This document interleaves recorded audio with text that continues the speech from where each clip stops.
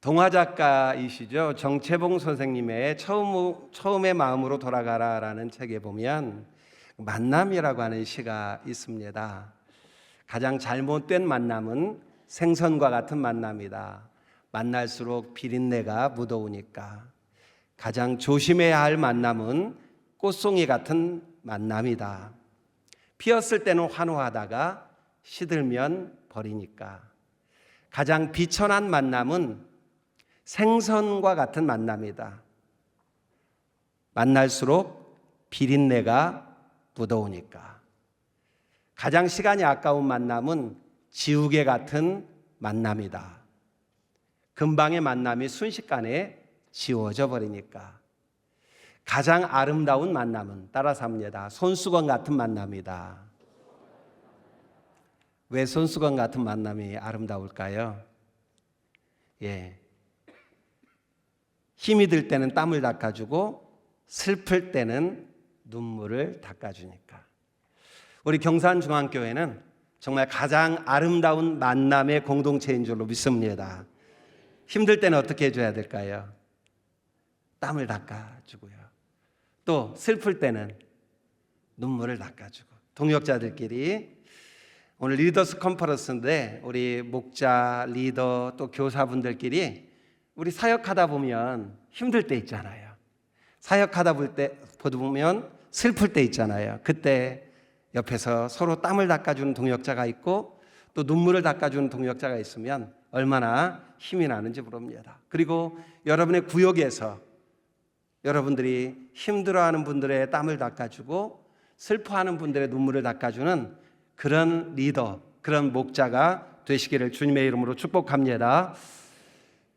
자, 첫 번째 보면 교회란 무엇인가라고 되어 있는데요. 여러분 너무 기본적인 것이라서 잘 아시지만 복습한다고 생각하시면 좋을 것 같습니다.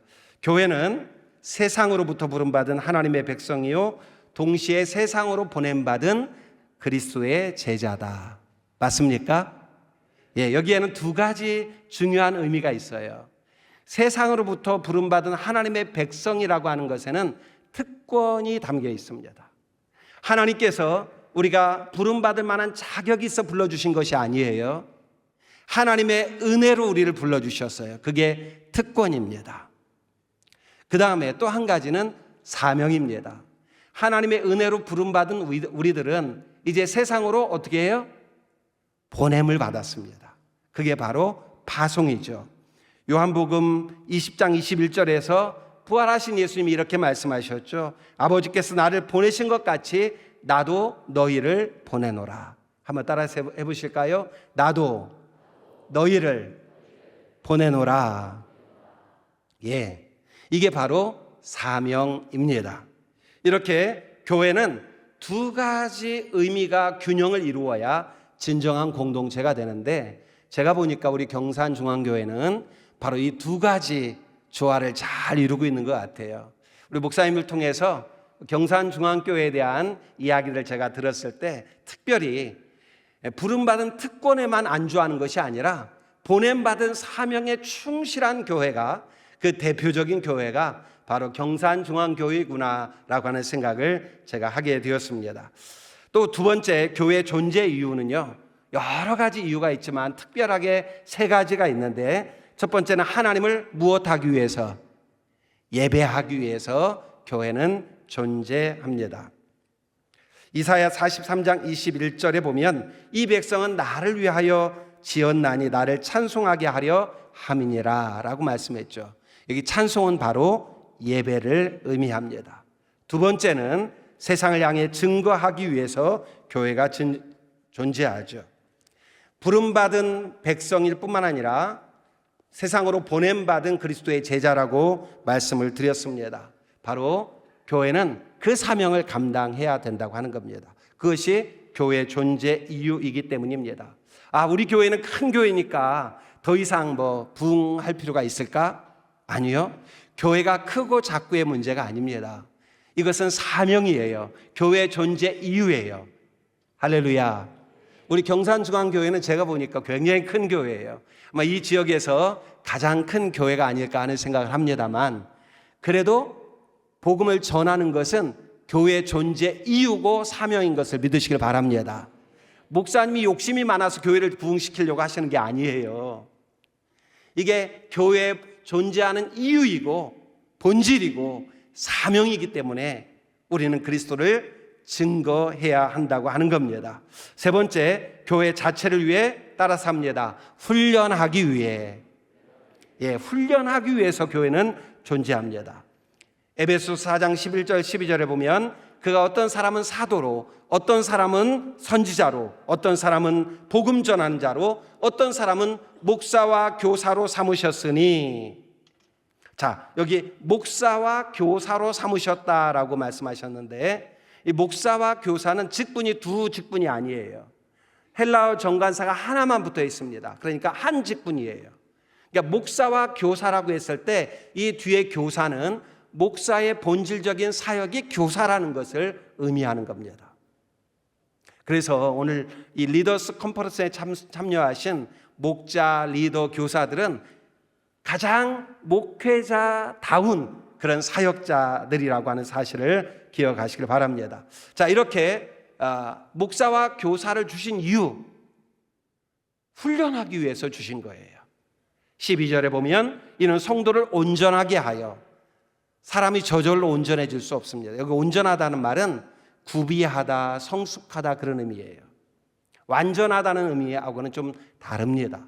사람은 절대로 완전할 수 없어요. 완벽할 수 없어요. 성숙해지는 거죠. 그러니까 저절로 성숙해지지 않습니다. 훈련을 통해 성숙해지죠. 여러분, 자녀를 낳아서 훈련하지 않으면 자녀가 성숙해질 수 있습니까?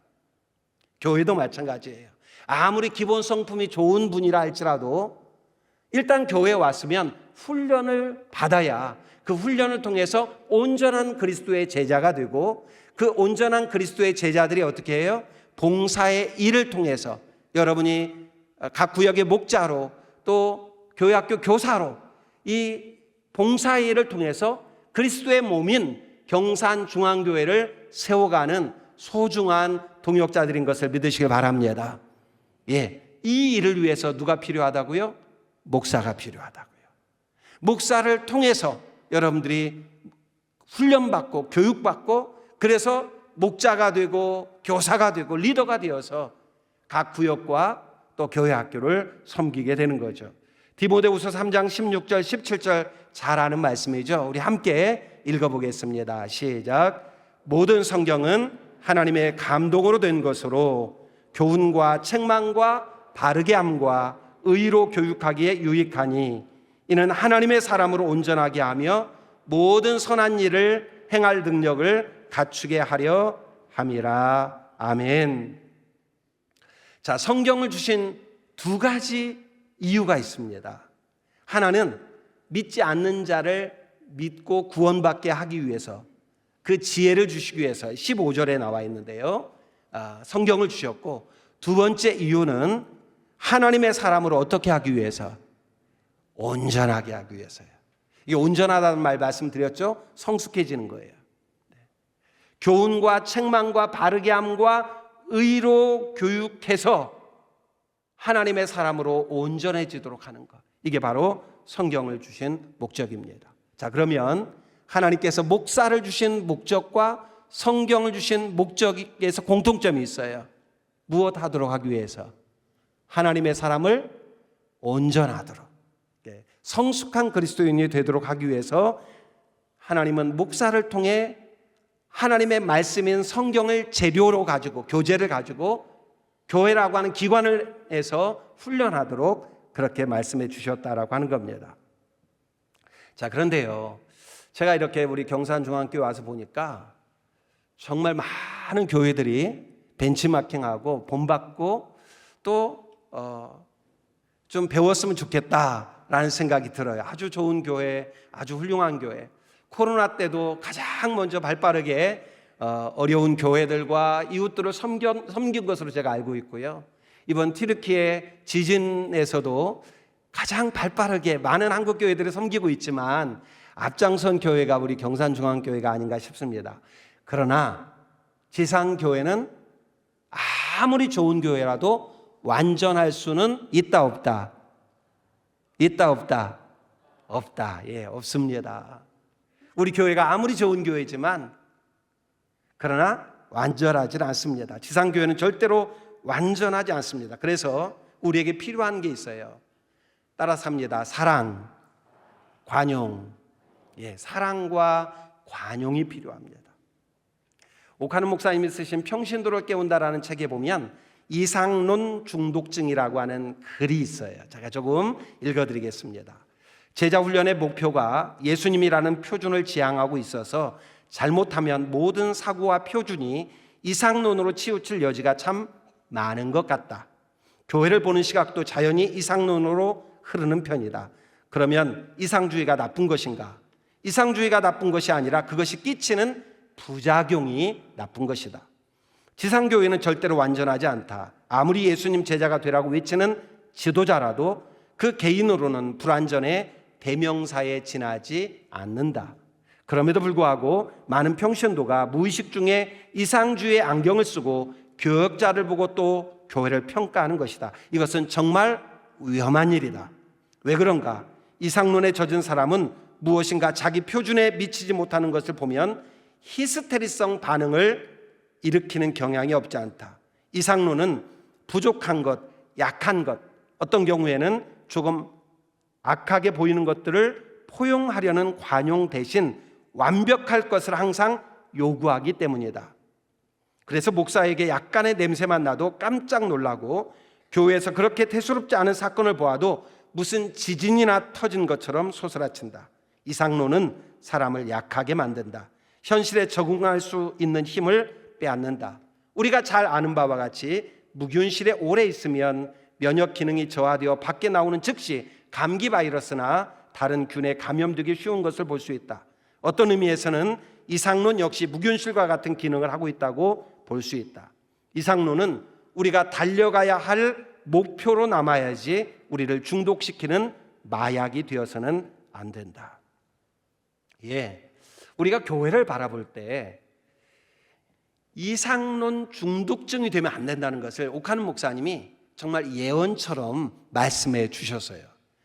저도 목회를 하지만 많은 성도들이, 특히 제자훈련하는 교회에 있는 성도들이 자기 교회가 너무 이렇게 좋은 면이 많다 보니까 완벽해야 된다고 생각하는 경향이 있는 경우들이 간혹 있습니다.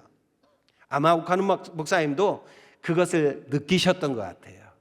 그래서 이 이상론의 위험성을 말씀하셨는데 크게 두 가지. 하나는 이상론은 부족한 것, 약한 것 이런 것들을 포용하려는 관용을 보이기보다 완벽한 것을 요구하기 때문에 위험하다는 거예요. 누구도 완벽할 수 없어요. 어떤 교회도 완벽할 수 없습니다. 또 이상론은 우리를 약하게 만들 수 있다는 겁니다. 무균실에서 오래 있으면 면역이 저하되는 것처럼 말입니다. 교회에 대한 이상론은 꼭 기억하십시오. 우리가 달려가야 할 목표이지 교회를 평가하고 넘어뜨리는 판단 기준이 되어서는 안 된다는 거예요. 자, 우리 교회가 이러이러한 좋은 점들이 참 많아. 그래도 연약한 부분이 있을 수 있는 거예요. 그러니까 이상론에 빠져 있는 사람은 항상 그 연약한 것을 보고 나 실망했어, 나 시험 들었어 이렇게 말할 수 있다는 겁니다.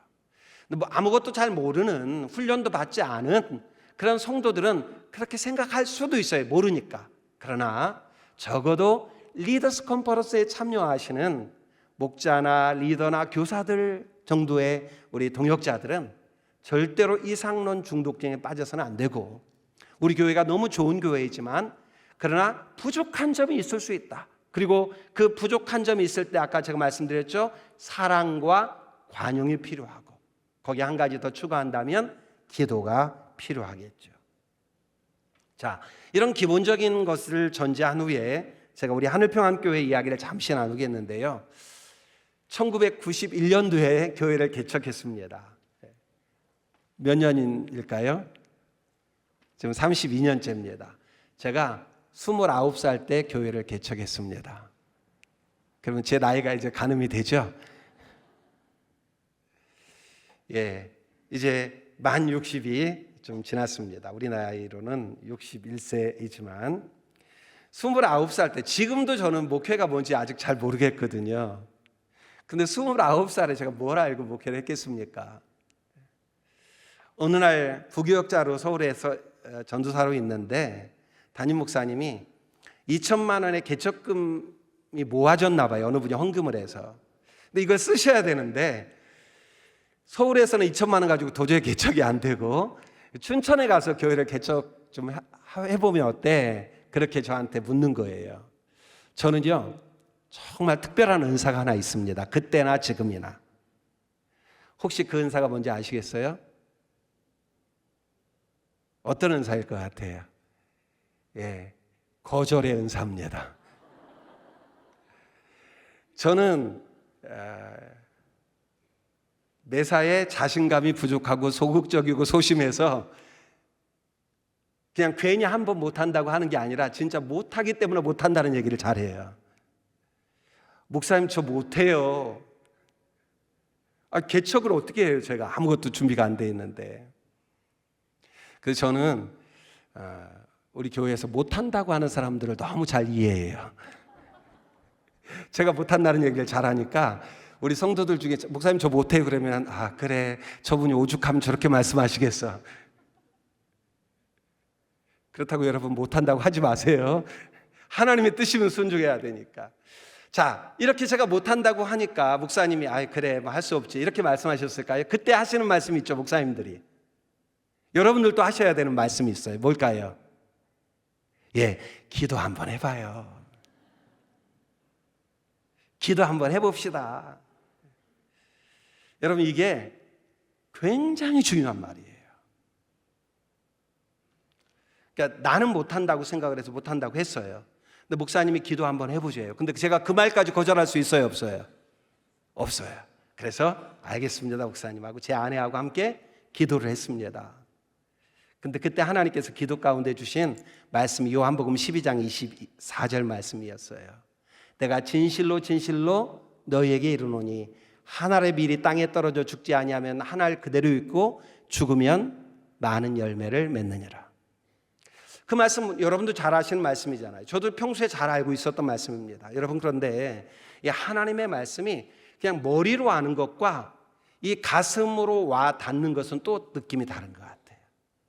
제가 못한다고 말씀드리고 나서 기도하자고 하시니까 기도하는 중에 이 말씀이 가슴에 와 닿는데 제가 개척하도록 하나님께서 이 말씀을 통해 제 마음을 막 불러일으켜 주시는 거예요.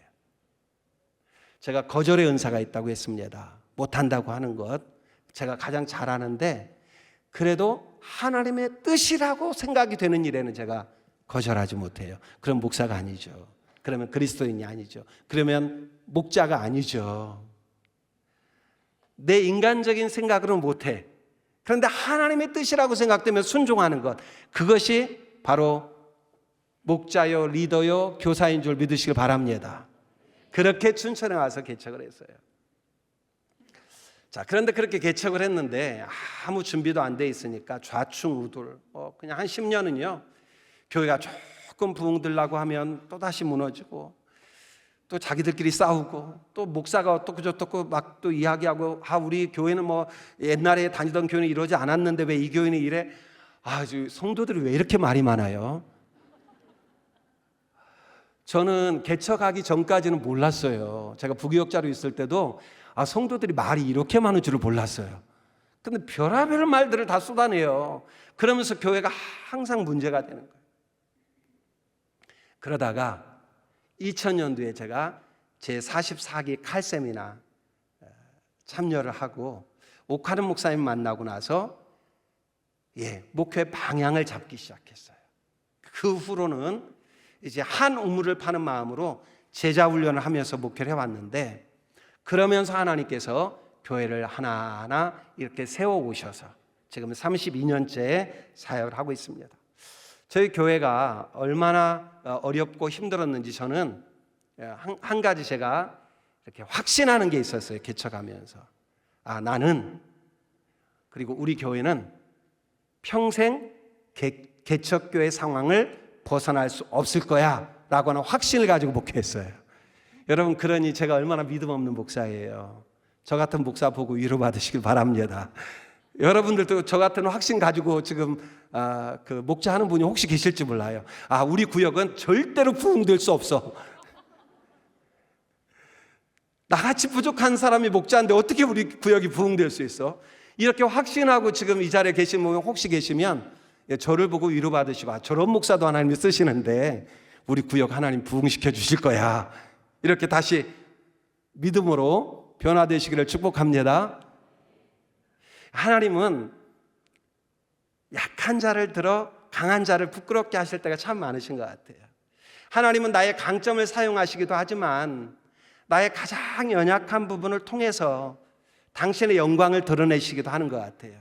사람이 잘나고 똑똑한 사람은요, 어떤 일을 하고 열매가 나타나면 자기가 잘나고 똑똑한 줄 알잖아요. 그러니까 내가 열심히 잘해서 이런 열매가 있지, 이렇게 생각할 수도 있어요. 그런데 정말 부족하고 모자란 사람은 자기가 자기 주제를 알잖아요. 그러니까 만약에 어떤 열매가 나타나면 이것은 전적인 하나님의 은혜라고 하는 그런 고백을 더 많이 하게 되는 것 같아요. 그래서 하나님은 어쩌면 가장 약한 자를 통해서 당신의 영광을 드러내기를 원하시는 게 아닐까 하는 생각을 하고 그렇게 목회를 합니다.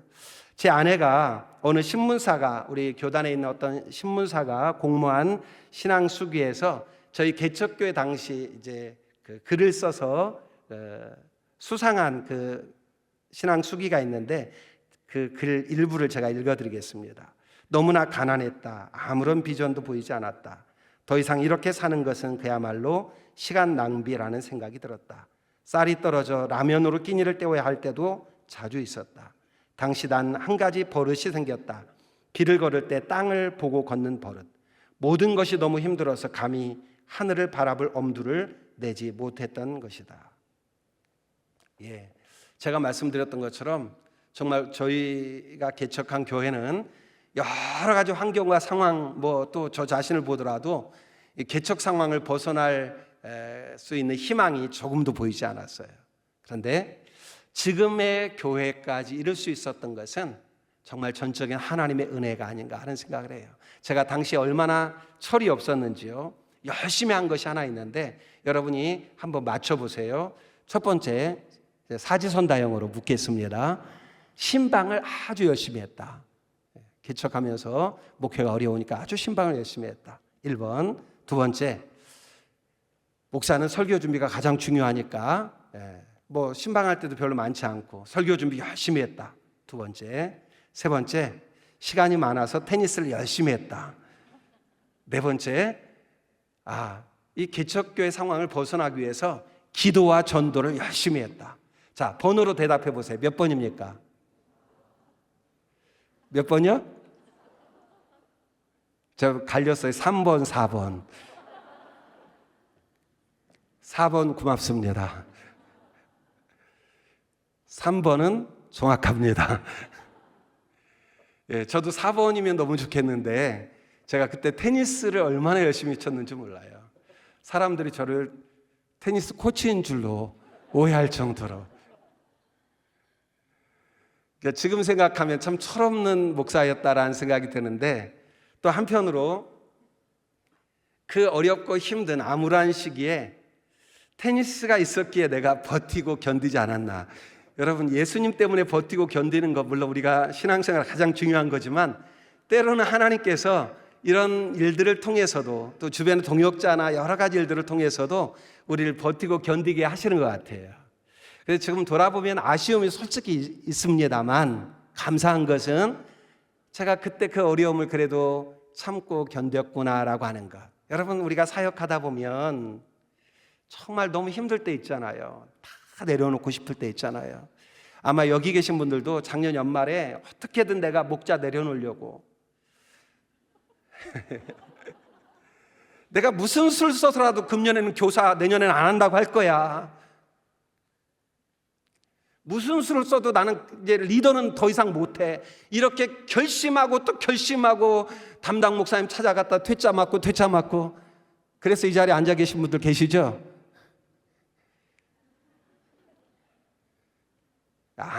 난 아닌 척 그러지 마시고요. 근데 하나님이 버티고 견디는 자들을 기뻐하시는 것 같아요. 할렐루야. 그게 승리예요. 일을 잘하고 못하고는 그건 우리가 판단할 일이 아니에요. 하나님이 평가하실 일이지. 그러니까 구역끼리 비교할 것도 없고 교사들끼리 서로 비교할 거 없어요. 하나님이 알아서 하시는 일이죠.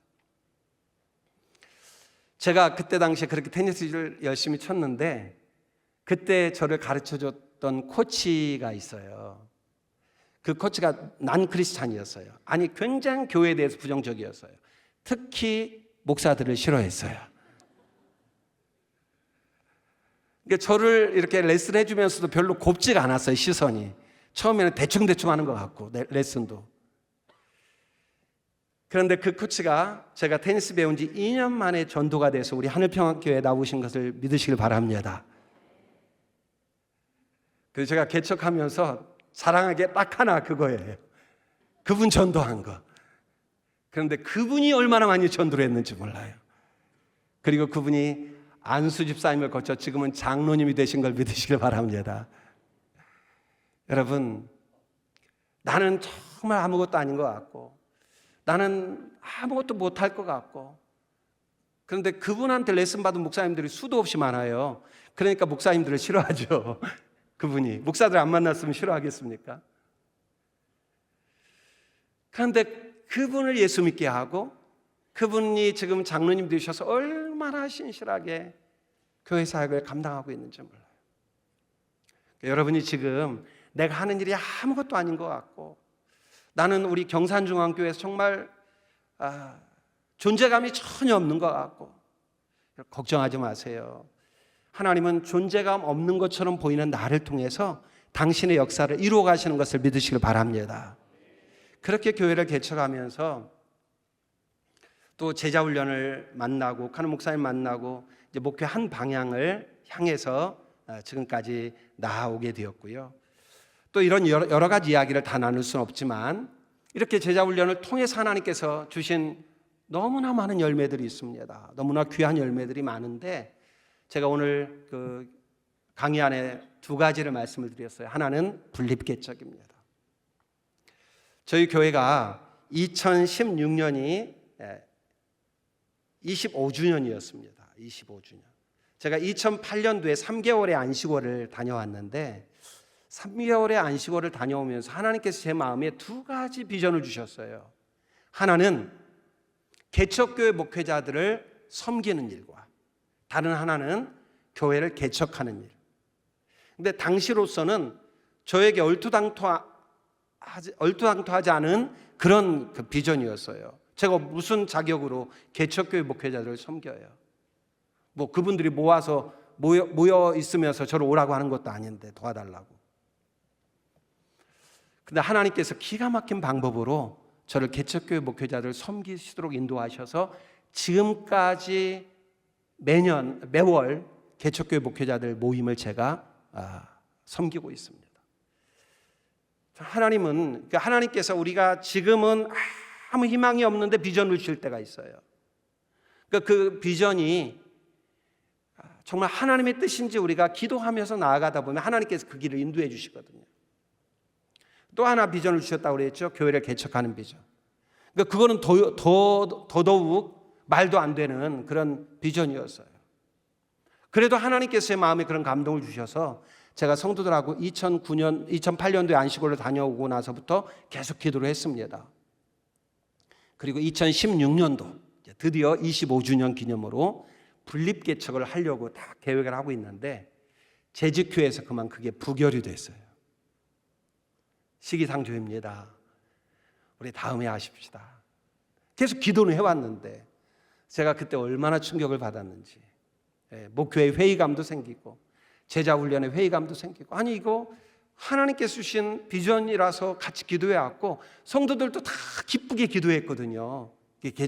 우리가 분립개척하자. 그러니까 목사님 너무 좋아요.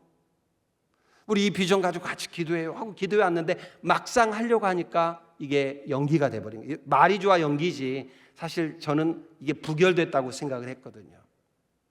왜 이런 일이 생겼는가? 가만 생각해 보니까 개척을 하는 것은 너무 좋지만 내가 가기는 싫은 거예요. 고양이 목에 누군가는 방울을 달아야 되지만 내가 그 위험을 감수하고 싶지는 않은 거예요. 나는 하늘평안교회가 너무 좋은데 나는 이 교회에서 평생 신앙생활 하고 싶은데 왜 이제 또 개척교회 가서 개척교회를 섬겨야 돼? 이런 생각들을 하고 있었던 거예요, 성도님들이. 그러면서 하나님께서 제 마음에 주신 생각이, 그래, 성도들이 부담스러워서 개척을 연기시켰잖아. 그러면 네가 한번 다시 개척해봐. 그런 마음을 저에게 주시는 거예요.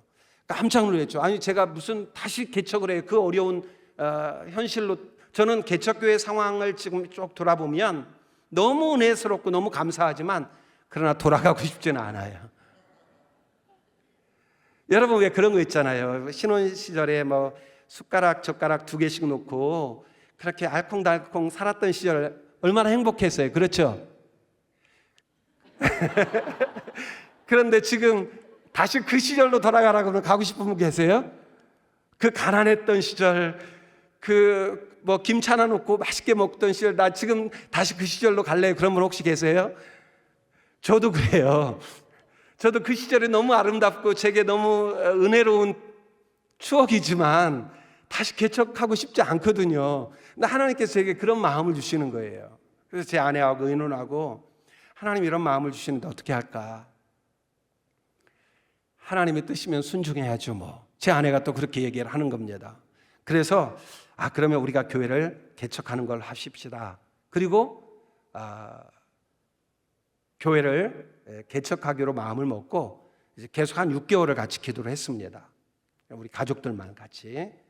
그리고 나서 장로님들에게 이걸 오픈을 했어요. 먼저 저는 무슨 일이 있으면 늘 장로님들하고 이야기를 이렇게 자주 하는 편인데, 장로님들이 다 펄쩍 뛰죠. 말도 안 된다고. 목사님이 개척 나가시면 우리 교회는 어떡하냐고. 하나님의 교회 아니냐, 하나님의 교회다, 이렇게 하면서 한 분 한 분 설득을 했는데 설득이 안 된 분들이 계세요. 그래서 제가 그때 어떤 기도를 했느냐면, 만약에 장로님들 가운데 설득이 안 되는 분이 계시면 제가 이 마음을 접겠습니다 하고 기도를 했었거든요. 그 마음을 이제 접었는데, 사실은 개척을 나가려고 마음을 먹기도 힘들었지만 마음을 다시 접는 것도 또 힘들었어요. 근데 그런 과정들을 통해서 우리 하늘평안교회가 이 교회 분립개척은 확실하게 해야 되는 거구나, 장로님들부터 그런 생각을 하게 됐어요. 이거는 그냥 목사님이 어쩌다 한번 해본 생각이 아니구나, 이거는 하나님의 뜻이구나, 이거는 교회의 본질이구나, 오늘 같은 상황에서 이게 분립개척은 정말 하나님께서 가장 원하시는 일이구나, 온 교회가 그렇게 인정하고 받아들이게 되었습니다. 할렐루야. 그래서 2017년도에 1년 만에 다시 가결이 됐어요. 그래서 2017년도에 정교회 500주년 기념으로 저희가 분립개척을 했고요. 53명의 청장년을 파송을 하고, 우리 교회 이제 담임 목사로 파송하는 분이 가장 중요하잖아요. 우리 교회 6년 반 이상 저하고 함께 사역을 했던 목사님, 그래서 가장 그 제자훈련 DNA를 잘 가지고 있는 목사님이 가셔서 지금 이제 만 5년이 넘었는데 아주 사역을 잘 감당하고 있습니다. 저는 어떤 생각을 하냐면, 분립개척하면 우리 교회가 뭐 재정도 인원도 사역자도 줄어들 수 있는 그런 것을 감수해야 되지 않겠는가, 이런 마음을 가지고 개척을 했고요. 우리 성도들에게도 우리가 하나님 이렇게 분립개척했으니까 우리를 축복해 주세요 이렇게 기도하지 않았어요. 그러니까 우리가 감수해야 되는 거지, 만약에 더 큰 축복을 기대하고 그걸 했다면 그건 또 어떻게 보면 하나님 앞에 좀 합당하지 않은 것 같은 생각이 제가 좀 들었습니다.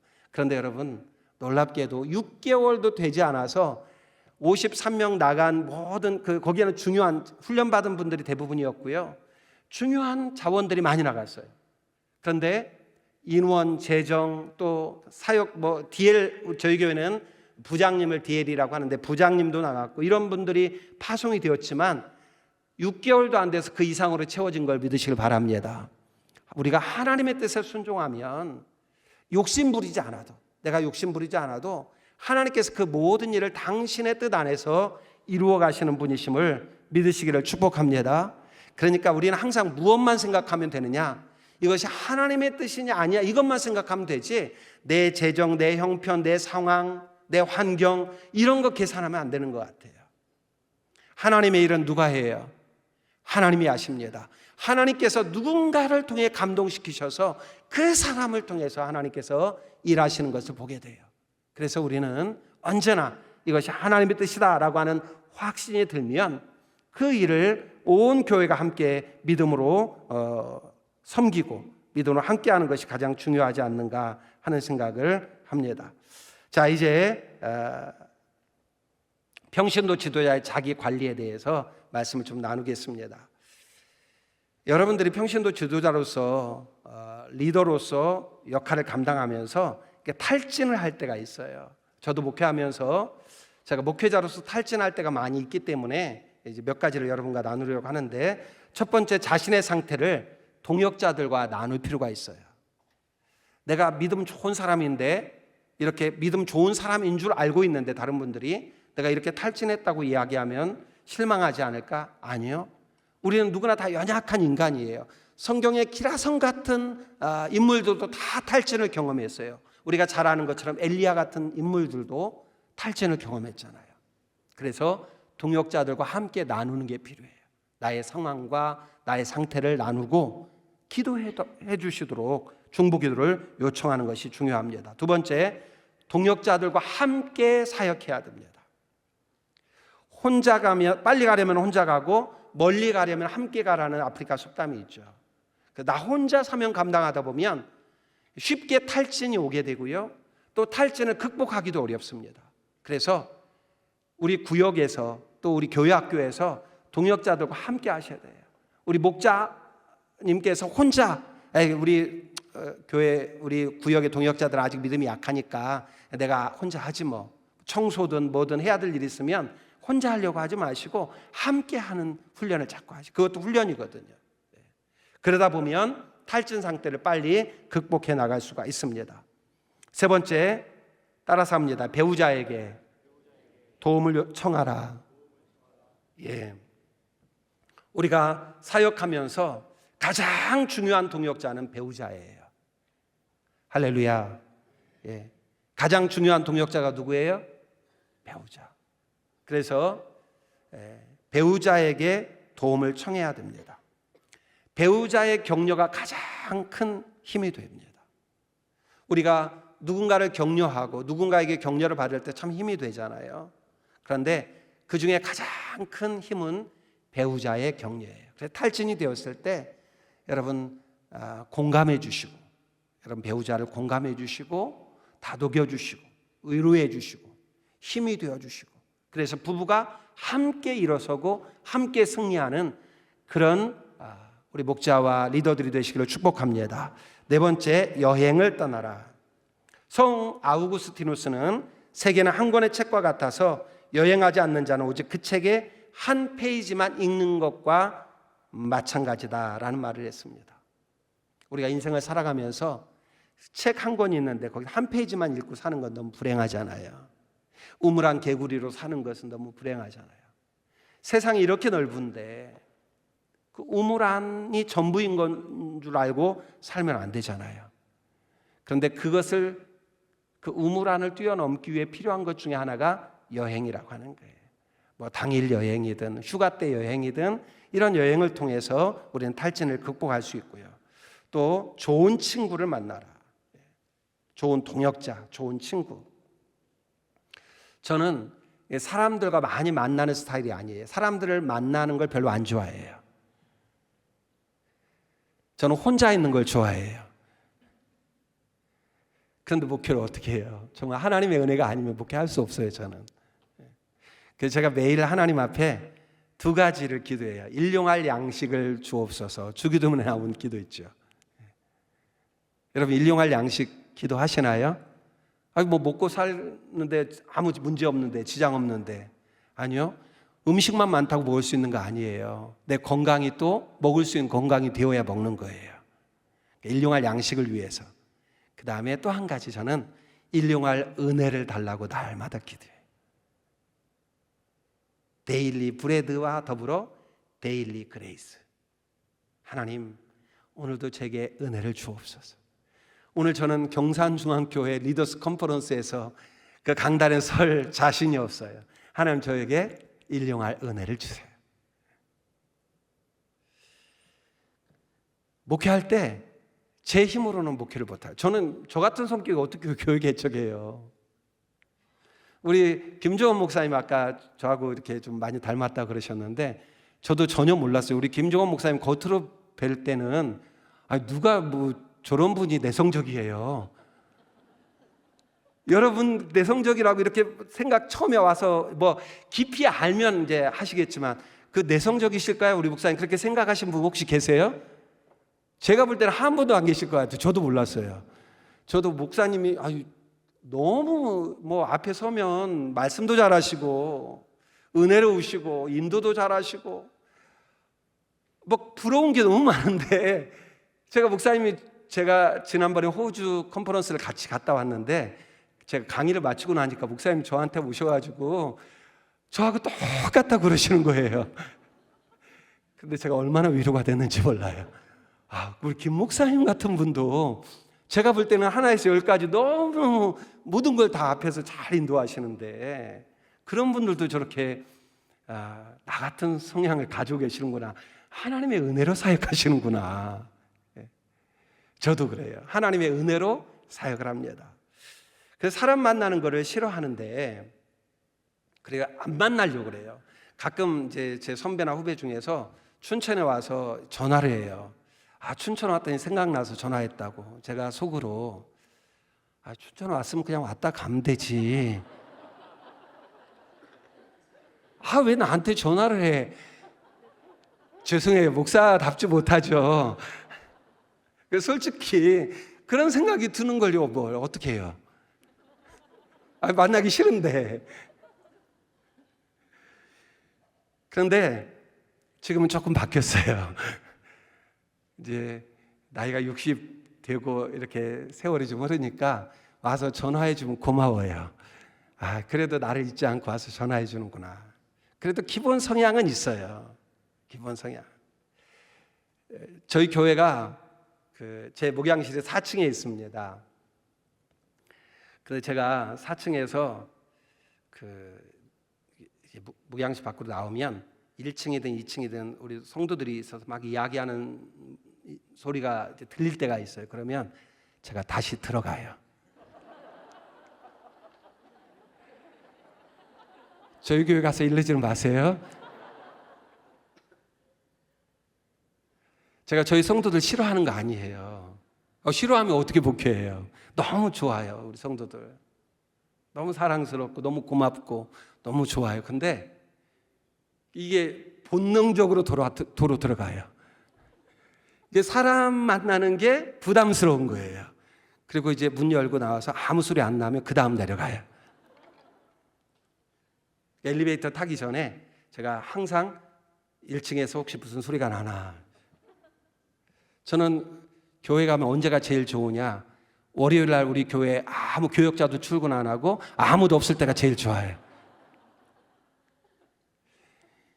그런 사람이 목회하려니 얼마나 힘들겠어요. 하나님이 아마 더 힘드시겠죠, 저보다. 그런 놈 목회하게 하시려니. 그런데 여러분 정말 마음이 가는 친구들이 있어요. 위로가 되는 동역자가 있어요. 제가 탈진했을 때는 정말 그런 분들이 얼마나 큰 힘이 되는지 몰라요. 그래서 여러분들도 탈진이 되었을 때 좋은 친구, 좋은 동역자 만나면 그것이 큰 힘이 된다. 제가 칼렛 포럼 매년 6월에 칼렛 포럼이 있거든요. 우리 김종원 목사님도 또 이렇게 부부 동반이기 때문에 사모님도 또 제 아내도 함께 가서 이렇게 만나서 교제를 하는데 제가 모임 가는 거 싫어하고 사람 만나는 거 싫어하는데 칼렛 포럼은 빠진 적이 한 번도 없어요. 왜? 그 모임은 너무 위로가 되고 격려가 되고 힘이 되니까. 여러분 구역 안에 저 같은 성격 가지고 있는 분 있을 수 있어요. 순원들 중에.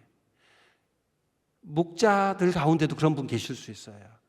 그런데 우리 모임이 정말 이렇게 좋은 모임이 되면 그런 사람들까지 다 흡수할 수 있고 흡인력을 가질 수가 있다고 하는 것 기억하시고 우리 모임을 좋은 모임으로 만들어 가시기를 축복합니다. 이 소그룹이 정말 그 좋은 소그룹이 되려면 저는 두 가지가 중요하다고 생각하는데 하나는 위로와 격려가 돼야 돼요. 내가 이 구역 모임에 갔는데 위로가 되고 격려가 돼야 또 오죠. 사람들이 핑계를 댑니다. 나 바빠서 못 가요. 그렇지만 실제로는 위로가 안 되는 거예요. 격려가 안 되는 거예요. 그러니까 그 말은 못하니까 다른 핑계를 대고 안 가는 겁니다. 또 좋은 소그룹이 되려면 또 한 가지 중요한 게 있어요. 위로와 격려만 필요한 게 아닙니다. 도전이 있어야 돼요. 도전. 내가 이 소그룹에, 이 구역에 갔더니 내가 너무 힘들어서 나는 교회를 아무것도 안 하고 있는데 바빠서 나보다 몇 배 더 바쁜 분이 교회를 저렇게 충성하고 헌신하는 걸 보면 뭘 받아요? 도전을 받아요. 자극을 받아요. 소그룹은 그게 있어야 되는 거예요. 그래서 목사님이 가르쳐서만 교회 사역을 하고 가르쳐서만 훈련이 되는 게 아니라 소그룹 모임에 가서 동역자들을 보면서 철이 철을 날카롭게 하듯이 위로와 격려를 받고 또 도전과 자극을 받는 거예요. 나만 힘든 줄 알았는데 저분은 나보다 더 큰 힘든 문제를 가지고도 저렇게 늘 기쁘게 행복하게 사역하는 것을 보고 도전을 받는 거예요. 목사님이 가르치면 목사님은 목사님이니까 이렇게 생각할 수도 있죠.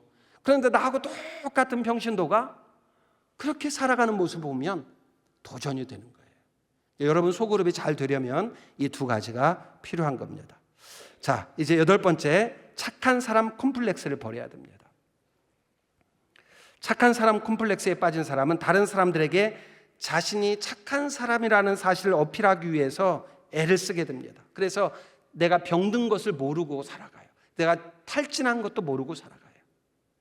그러니까 그 착한 사람 콤플렉스는 바람직하지 않습니다. 탈진을 극복하는 데 있어서. 9번째, 사명을 회복하라.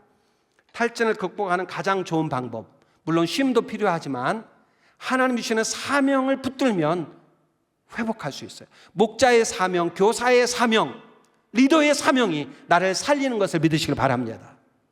난 탈진했으니까 사역 안 할래. 아니요. 탈진할수록 하나님이 주신 사명 붙들면 내가 더 빨리 일어설 수 있습니다. 엄마는 아무리 힘들어도 밥을 먹어요. 왜? 아기에게 젖을 주기 위해서. 그렇게 밥을 먹고 힘을 내게 되는 게 엄마의 사명입니다. 자식이 없으면, 내가 젖을 물릴 자식이 없으면 쓰러질 수 있지만 내 자식 때문에 힘을 내게 되는 게 엄마잖아요. 사명자도 마찬가지입니다. 사명이 없으면 좋을 것 같아. 내가 사명이 너무 무거워. 목자의 사명 무거워. 우리 교회에서요, 목사님 저한테 이런 얘기해요. 목사님, 제가 모든 직분은 다 감당하겠습니다. 그런데 저희는 이제 순장이라고 하는데 순장만 빼주세요. 가장 어려운가 봐요. 그게. 제가 그러면 그분에게 그렇습니다. 다른 사역은 아무것도 안 하셔도 돼요. 순장만 하세요. 여러분, 사명이 나를 살리는 것을 믿으시길 바랍니다.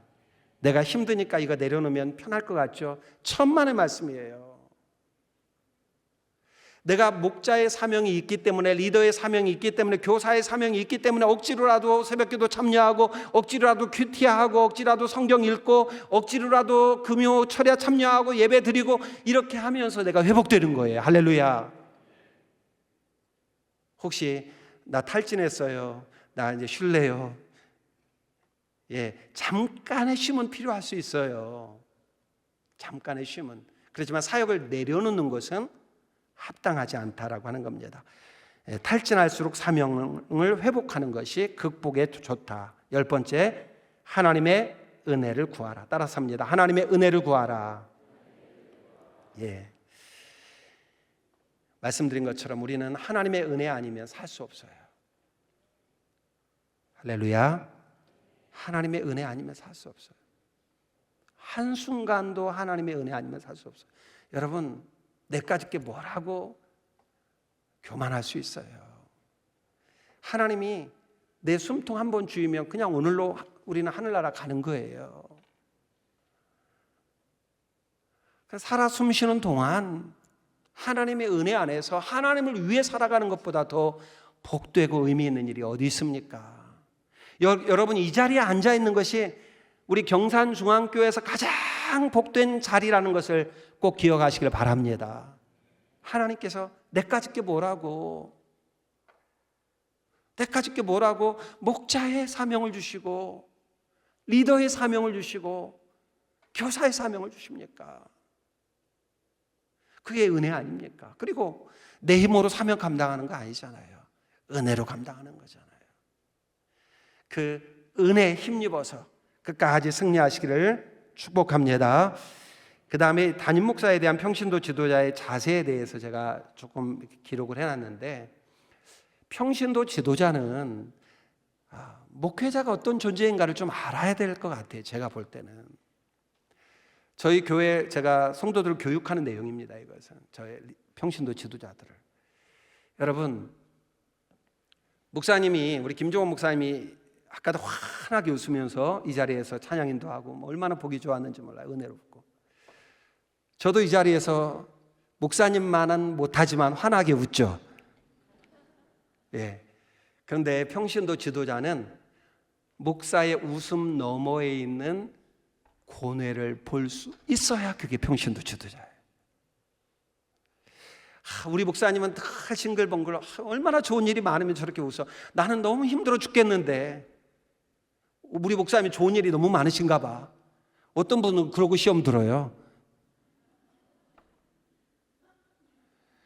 여러분, 목사님이 하나에서 100까지 다 좋은 일만 있어서 이렇게 웃고 예배인도 하고 찬양인도 하고 그러시겠어요? 강대상에 나와서 제가 인상이 조금만 안 좋으면 성도들이 금방 알아채고 걱정을 해요.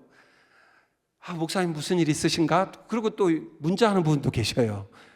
제가 도무지 낯빛을 조금 더 흐리게 할 수가 없어요. 여러분, 목사가 앞에 나와서 웃는 것은 모든 게 물론 감사하죠. 저는 모든 게 다 감사하고 은혜고 정말 하나에서 열까지 감사한 거 투성이에요. 그러나 목회자로서의 압박감과 감당하기 어려운 압박감, 누가 나를 힘들게 해서가 아니라 그냥 목회자라고 하는 그 직분 자체가 주는 놀라운 압박감이 있어요. 감당할 수 없는 압박감이. 여러분, 목자라고 하는 직분이 주는 압박감이 있잖아요. 그게 목사들에게 있다는 거예요. 그리고 목회자로서의 고뇌, 한국교회에 대한 아픔, 또 우리 교회를 어떻게 세워야 될 것인가, 또 우리 교회 투병 중인 동역자들, 여러분, 수천 명의 성도들을 보면서 얼마나 그 마음이 무너질 때가 많겠어요. 그러니까 웃음 너머에 있는, 미소 너머에 있는 목사님의 고뇌와 아픔과 슬픔을 볼 줄 알아야 그게 평신도 지도자라고 저는 생각해요. 목사님이 늘 강단에서 웃기만 하고 늘 환하게 말씀 전하고 그러니까 늘 좋은 일만 있다고 생각한다면 그건 어린아이 같은 신앙이죠. 그래서 제가 몇 가지 말씀을 드립니다. 첫째, 목사를 위한 가장 큰 선물은 따라서 합니다. 기도다. 예, 목사님을 위한 중보기도 늘 하고 계시죠. 두 번째, 목사의 비전을 이해하고 동역하라. 가장 고마운 동역자, 목사의 비전을 이해하고 함께하는 동역자예요. 세 번째, 목사의 약점을 따라서 합니다. 보완하라. 예, 목사님이 저는 약점이 있는지 없는지 모르지만 약점 없는 사람 없잖아요. 혹시 그런 무슨 약점이 있다면 그것을 평신도 지도자들이 보완하는 거죠. 네 번째, 목사가 성장할 수 있도록 도우라. 다섯 번째, 목사를 격려하고 순종하라. 여러분은 목사의 격려가 필요하고 목회자는 여러분의 격려가 필요합니다. 여섯 번째, 목사가 본질에 집중할 수 있도록 배려하라.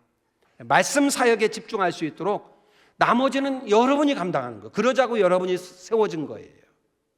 본질에 집중할 수 있도록. 일곱 번째, 목사에게 쉼과 재충전의 기회를 제공하라. 저도 오늘까지 안식월인데요. 여러분이 제 안식월을 지금 뺏고 계세요. 우리 성도들이 알면 기껏 쉬라고 안식월 드렸더니 또 경산까지 가가지고 제가 우리 장로님들한테는 이야기를 했거든요. 장로님들이 너무 걱정하시는, 목사님 피곤하셔서 어떻게 해요? 쉼과 재충전의 기회 필요하죠. 여덟 번째, 목사에게 중보기도를 부탁하라. 그러니까 목사가 기도 제목이 많은 것은 감사한 거죠. 아홉 번째, 목사와의 관계가 깨지지 않도록 주의하라. 목사가 특별한 존재라서 그가 아닙니다. 목회자와 관계가 깨지면 가장 먼저 설교가 귀에 들어오지 않아요. 그러면 그 다음에 영적으로 시들해질 수밖에 없어요. 마지막 10번째, 목사의 도움이 필요할 때는 언제든지 연락하라.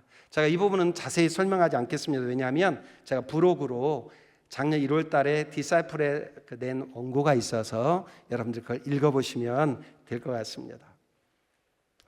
제가 목회하면서 이제 아까 그 디사이플 목회 아카데미도 그 제자 훈련의 열매라고 했는데 그 디사이플 목회 아카데미의 주제가가 있어요. 제가 가장 마음에 두고 부르는 찬양 가운데 한 곡인데요. 큰 꿈은 없습니다라는 찬양 이 시간 함께 좀 부르도록 하겠는데요. 혹시 악보들을 가지고 계신가요? 아니면 제가 가사를 조금 읽어드리겠습니다. 큰 꿈은 없습니다. 눈물로 뿌린 씨앗들 세상을 뒤덮지 않아도 여전히 충분합니다. 큰 꿈은 없습니다. 맡겨주신 영혼들 그들을 사랑하고 섬기면 그것만으로 난 충분합니다. 그래도 한 꿈은 있습니다. 생명의 말씀을 안고 푸른 들판을 사는 이들 그 안에 꿈을 봅니다.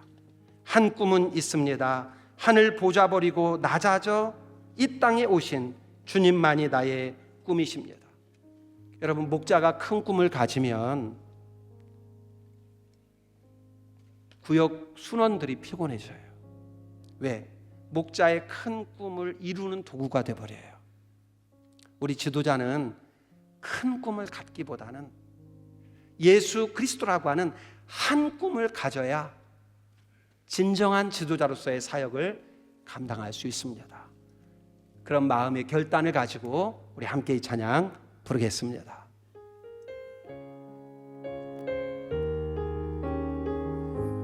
큰 꿈은 없습니다. 큰 꿈은 없습니다. 눈물로 뿌린 씨앗들 세상을 뒤덮지 않아도 여전히 충분합니다. 큰 꿈은 없습니다. 큰 꿈은 없습니다. 우리는 그저 맡겨주신 영혼들, 맡겨주신 영혼들, 그 목원들, 그 순원들을 사랑하고 섬기는 것, 그것만으로 우리 충분합니다. 그래도 한 꿈은 있습니다. 생명의 말씀을 안고 생명의 말씀을 안고 푸른 들판을 사는 이들 그 안에 꿈을 봅니다. 한 꿈을 가지십시다. 하늘 보좌 버리고 낮아져 이 땅에 오신 주님, 그 주님만이 우리의 꿈, 나의 꿈이십니다. 우리 오른손 들고 찬양합니다.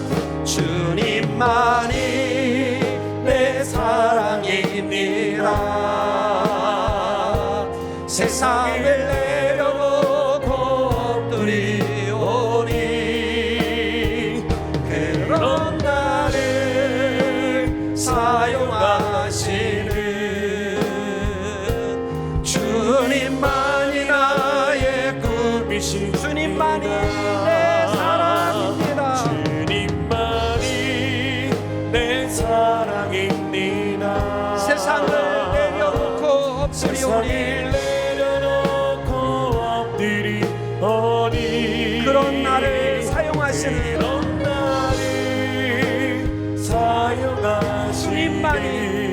주님만이 나의 꿈이십니다.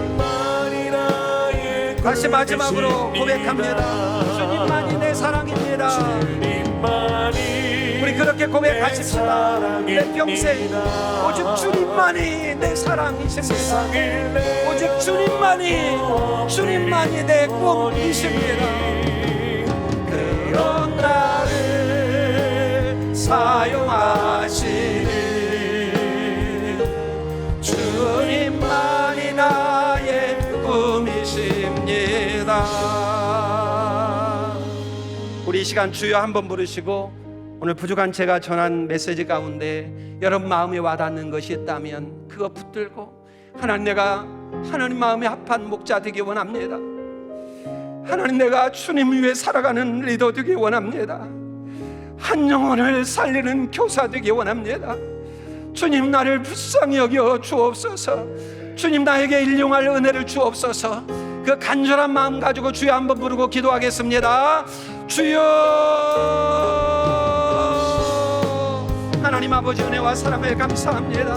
오늘 가장 연약하고 부족한 종을 참으로 이토록 아름답고 귀한 경산중앙교회 보내주셔서 하나님을 위해, 주님의 몸의 교회를 위해 말없이 묵묵히 변함없이 섬기는 목사들, 리더들, 교사들에게 하나님 메시지를 전할 수 있도록 인도해 주셔서 감사합니다.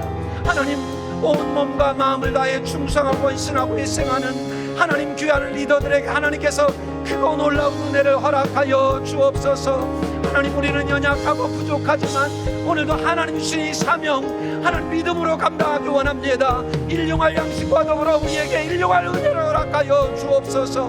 오직 우리 주 예수 그리스도만이 우리의 꿈이 되게 하여 주옵소서. 인간적인 욕심과 인간적인 목표를 내려놓게 하여 주옵시고 주님만을 사랑하며 주님을 위해서, 주님의 몸된 교회를 위해서 내 한 몸이 희생하며 헌신하며 충성하는 그런 목자들, 그런 리더들, 그런 교사들 되게 하여 주시옵소서.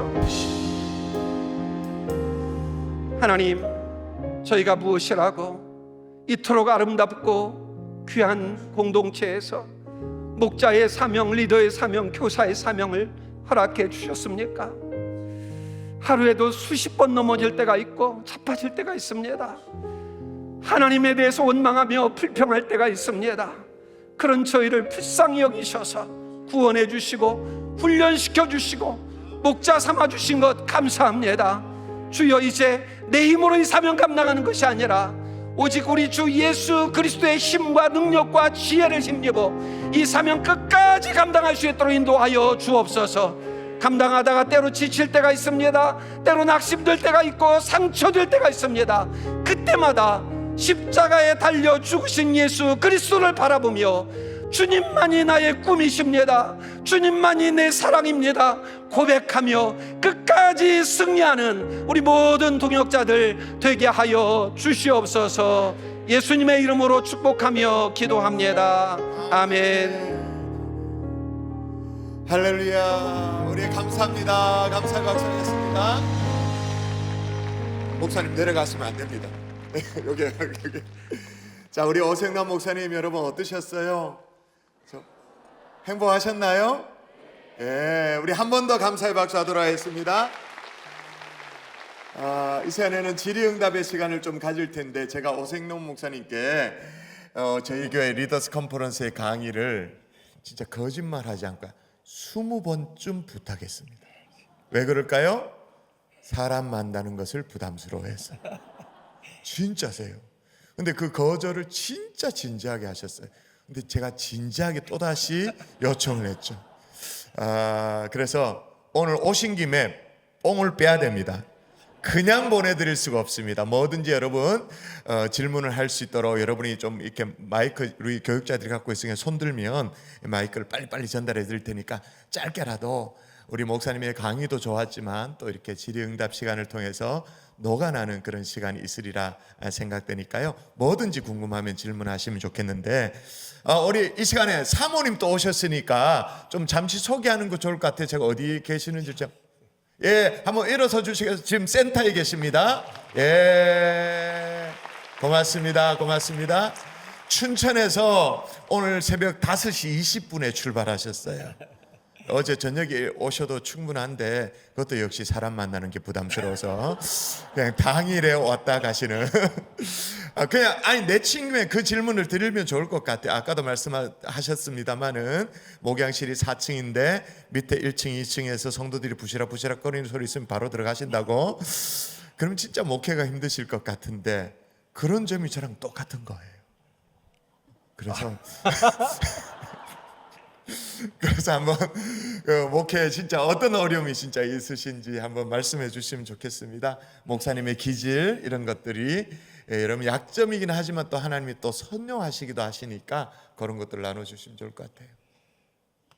이렇게 시간을 벌어드리는 이유는 여러분이 질문거리 생각하시라는 거예요. 자, 질문 안 해주시면 너무 감사하고요. 제가 대학원에서도 이렇게 소그룹으로 모여서 막 서로 질문하는 강의는 안 들어갔어요. 그 강의를 듣는 강의만 들어갔어요. 그리고 제 시간이 25분까지라서 제가 강의를 조금 길게 했는데 강의 끝나면 질문 없을 줄 알고 시간을 꽉 채워서 끝냈는데 지금 목사님이 제가 목사님 고집을 이길 수가 없더라고요.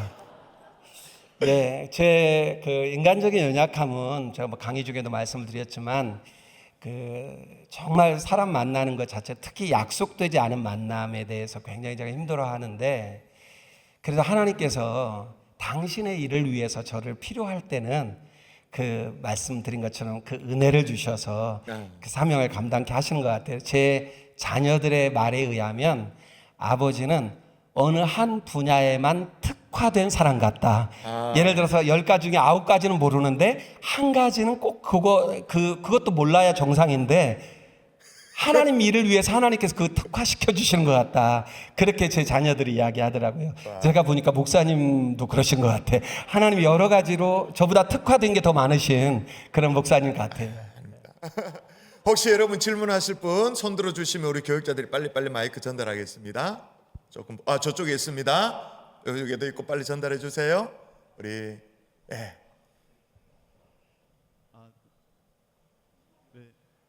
마이크가 안 나오지만 목소리 마이크 지금 좀 나오도록. 저는 샬롬 청년부의 임기환이라고 하는데요. 샬롬 청년부. 예, 저는 이제 평신도로서 이제 저의 성취감과 이제 원동력은 좋은 직장을 가거나 이제 더 좋은 삶을 영위하는 것인데, 이제 오생라 목사님으로서의 그런 성취감과 원동력이 무엇인지 그게 조금 더 궁금한 것 같습니다. 예, 평신도로서 자전시는 좀 더 나은 삶을 요청하고 그렇게 하는데 목사님으로서의 어떤 그런 게 어떤 것인가 그 질문인 것 같아요. 맞나요? 예. 지금 당황해하시는 상황입니다. 그러니까 더 나은 목회자가 되기 위해서 목사님만의 삶의 원동력 뭐 이런 것들이 저는 좀 아는 것 같은데요. 사모님과 산책하는 시간이 제가 이제 그 힘을 얻는 루트는 테니스. 예. 너무 많은 걸 얘기 말씀드린 것 같아요. 예, 물론 가장 하나님께서 많은 힘을 주시고요. 기도하고 말씀 묵상하고 사실 여러분도 다 그렇잖아요. 우리가 아무리 힘들어도 목사기 때문에 때로는 말씀을 묵상해야 될 때도 있잖아요. 설교 준비도 해야 되고 새벽기도 준비도 해야 되고. 근데 저는 어떤 생각을 하냐면 하나님께서 정말 가장 좋은 것은 자원하는 마음으로 그런 일을 하면 가장 좋지만 때로는 저처럼 하기 싫어도 기도하기 싫어도 말씀 묵상하기 싫어도 목사기 때문에 난 해야 돼라고 생각되었을 때 또 때로 제 아내가 당신 목사잖아. 당신 성경 읽어야지. 뭐 기도해야지 이렇게 얘기할 때가 있습니다. 근데 그렇게라도 할 때 하나님께서 그런 연약한 모습까지도 또 이렇게 불쌍히 여겨주시지 않나. 그래서 그런 일들을 통해서 정말 하나님 주시는 뜻밖의 은혜가 많이 있고요. 그리고 그 외에는 이제 목사님 말씀하신 것처럼 테니스라든가 아니면 저는 제 아내와 산책을 걷는 걸 많이 해요. 하루에 1-2시간 정도 아내와 함께 걸으려고 노력을 하는데 그런 시간 아내와의 그 대화 또 교제 이런 걸 통해서 많이 또 힘을 얻고 또 저에게 가장 큰 원동력이 주는 분들이 또 계세요. 우리 교회에. 저희 교회 70세 이상 어르신들과 장로님들. 저희 장로님들은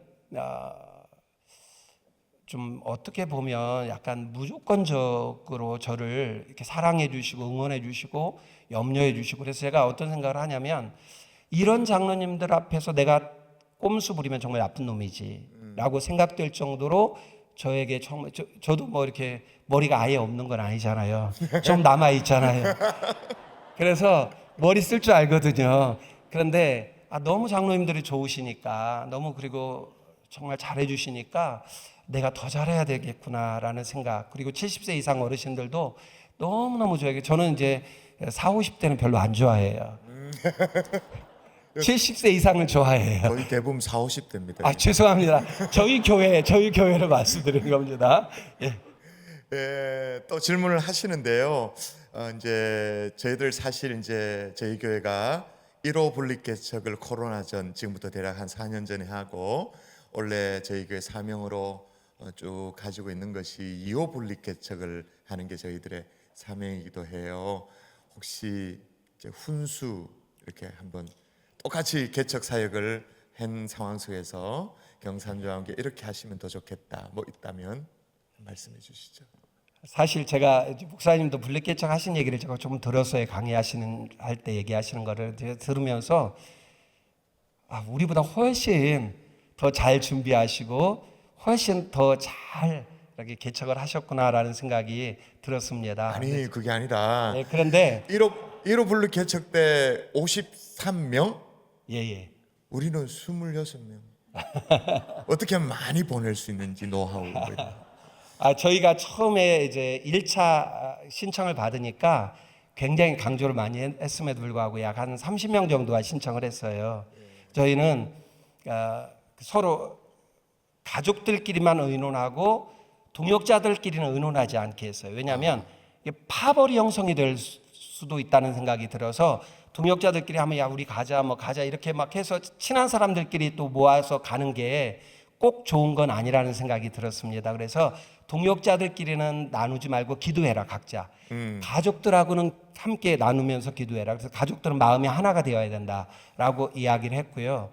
근데 이제 처음에 모집을 하니까 30명이 됐어요. 그래서 제가 어떻게 했느냐면 이 30명을 오픈을 했어요. 이 30명을 오픈을 한 이유는 우리가 50명을 목표로 했었는데 누가 가는지 모르고 나만 혼자 가는 거 아니야? 이렇게 또 염려하는 분들이 계실 수가 있어서 이분들이 갑니다. 이분들과 함께 동역하기를 원하시면 2차 신청하셔도 됩니다. 단 서로 의논하지는 마십시오. 그때도. 그러니까 그 30명을 오픈을 해놓고 이제 저분들이 가면 나도 저분들과 같이 가서 동역을 좀 해보고 싶다라는 마음이 생길 수도 있잖아요. 그래서 이제 2차를 모집을 해서 23명이 또 충원이 돼서 53명을 보내게 됐습니다. 그 방법도 있군요. 예, 자 우리 마지막으로 질문 한번. 아까 누가 손 드셨다고? 예, 제일 앞에 있습니다. 한번 마이크 우리 가고 있습니다. 네, 아니요. 3교구 18구역을 섬기고 있는 김신희 목자입니다. 네, 권사님. 네, 저는 상당히 목사님과 달리 외향적이거든요. 예. 네, 그런데도 한 번씩 이렇게 갑작스런 모임이나 아니면 그분이 저를 필요로 해서 찾을 때 저도 되게 나가기 싫을 때가 있거든요. 예. 근데 목사님은 어떻게 그 마음을 접고 나가셨는지 그 팁이 필요합니다. 외향적인 기질임에도 불구하고 갑작스러운 건 본인도 싫은데 목사님은 내성적임에도 불구하고 이런 갑작스러운 요청들, 사역적인 필요들이 요구가 많이 있을 텐데 이걸 어떻게 처리하시는지. 저는 언제나 교회 사역도 그렇고 모임도 그렇고 이게 본질이냐 아니냐를 늘 생각을 해요. 하나님 뜻이냐 아니냐와 더불어 이게 본질이냐 아니냐. 그리고 이 모임이 내가 안 가도 아무런 문제가 없는 모임인지 아니면 내가 안 가면 나 같은 사람 때문에 이 모임이 영향을 받게 될 모임인지 이런 것들에 대해서 생각을 하고 내가 힘들어도 이 모임을 가는 게 이 모임을 위해서나 공동체를 위해서나 또 동역자들을 위해서 이게 도움이 되고 이게 해야 되는 사역이다 그러면 그거는 제 성향하고 상관없이 하려고 노력을 합니다. 개인이어도 그렇습니까? 개인 계획. 한 사람 개인. 예, 개인과의 만남. 개인과의 만남도 마찬가지예요. 내가 그러니까 이 사람과 만나서 무슨 의미가 있는가? 그러니까 그냥 뭐 단지 먹고 또 교제하면서 서로 위로받을 정도다라고 하면 그게 서로 필요하다 할 수도 있잖아요. 그러니까 그런 필요가 있는 건지 아니면 굳이 만나서 뭐 이렇게 특별한 왜 여러분 오라는 데는 많잖아요. 그런 데를 다 가면 우리가 사역도 사실 감당할 수 없거든요. 그래서 그 선택과 집중을 할 때 내가 이 사람과 만날 필요가 있는 만남인지 이게 만남이 본질인지 아닌지 뭐 이렇게 또 이 사람이 나를 정말로 만나서 뭔가 영적인 도움을 필요로 하는 그런 만남인지 아니면 그냥 뭐 큰 의미가 없는 만남인지 이런 것들을 구별하는 게 필요하지 않을까 싶습니다. 이제 마무리해야 될 것 같은데요. 우리 어제는 장여일 목사님 목회 40년 또 보모교회 사역만 28년 뭐랄까요? 이 세월의 노하우를 우리가 배웠다면 오늘 목사님 32년 개척 32년 이게 쭉 어떤 그런 것들을 배우고 있는데 마지막으로 우리 성도님께 축복의 코멘트 한번 해주시고 마무리해 주시면 좋겠습니다. 저도 참 많은 교회를 이렇게 다녀봤거든요. 이런저런 이유 때문에. 그런데 오늘 이렇게 경산중앙교회에 와서 보면서 정말 한국교회에 이런 교회가 있다는 게 너무 감사하고 이런 동역자들이 있다는 것이 너무 감사하고 또 우리 목사님이 정말 행복하시겠다 이런 생각을 했습니다. 그리고 또 우리 목사님 이렇게 제가 뵈면서 같이 칼레드 이사로 있어서 사실 많이 교제는 그동안에 못하다가 작년 호주 컨퍼런스 때부터 좀 깊이 교제를 나누게 되었는데 전 깜짝 놀랐어요. 어떻게 이렇게 순수하실 수 있나? 아니 저는 여러분 성도가 아는 목사의 세계가 있고 목사가 아는 목사의 세계가 있어요. 저도 많은 교회를 다녀보고 수많은 목회자들 만나보지만 그 호주 컨퍼런스에 가면서 목사님, 사모님을 이렇게 대하면서 나 이분들하고 어떻게든 가까이 지냈으면 좋겠다. 그래서 사실 오늘도 온 거예요. 그렇지 않았으면 제가 올 필요가 없는데 이런 좋은 목사님과 함께 이런 훌륭한 성도들, 훌륭한 목사님 이렇게 함께 사역하는 교회를 보면서 참 한국 교회에 이런 교회가 있어서 참 하나님께서 기뻐하시겠구나. 그리고 하나님께서 앞으로 더 큰 희망을 가지시겠구나 하는 생각을 가졌고요. 지금처럼만 앞으로도 교회를 잘 섬기고 세워가셨으면 하는 당부 드립니다. 고맙습니다.